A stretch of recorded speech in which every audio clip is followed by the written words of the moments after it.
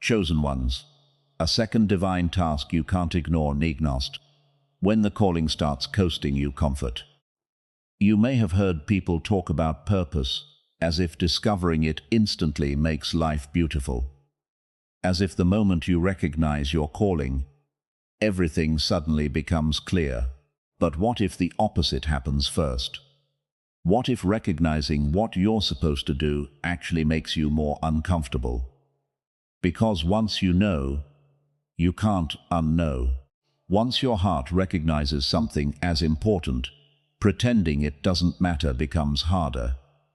And perhaps that's exactly where you are right now. You know something needs to change. You know there is something you should begin. You know there is a person you should forgive.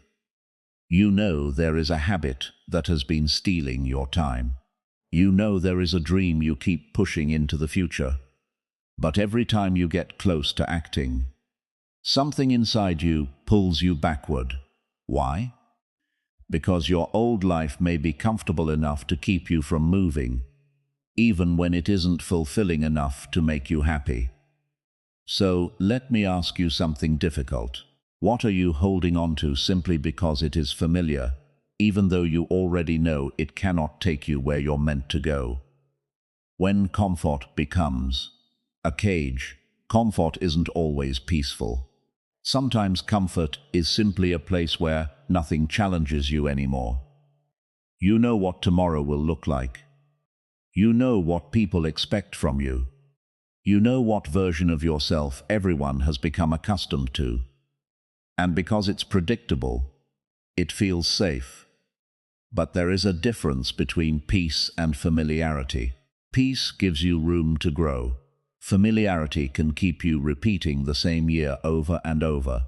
You can have the same conversations, the same habits, the same excuses, the same distractions, the same fears, and suddenly 5 years have passed. Nothing dramatic happened. That's what makes stagnation dangerous. It doesn't always feel painful. Sometimes it feels comfortable. You may even convince yourself that you're content. But somewhere deep inside, there's a quiet question. Is this really the life I'm supposed to live? And you keep pushing that question away, because answering it might require action. What if your discomfort isn't telling you that something is wrong with you? What if it's showing you that you've outgrown something? Ask yourself, if nothing in your life changed for the next 5 years, would you genuinely be satisfied with where you ended up? Don't answer quickly. Let that question sit with you, because your answer may reveal what your comfort has been hiding. The difference between waiting and hiding. There are seasons when waiting is wise. Then there are seasons when waiting becomes an excuse. How do you know the difference? Look at what you're doing while you wait. Are you preparing? Learning? Healing? Saving? Practicing? Building relationships? Developing discipline? Or are you simply hoping that someday you'll magically feel ready? Because someday can become a very expensive word. People lose years to it. Someday I'll start. Someday I'll leave.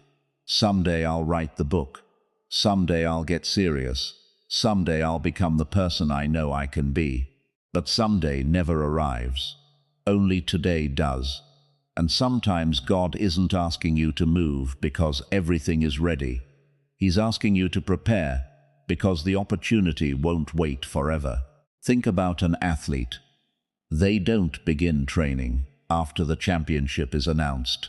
The preparation happens before anyone is watching.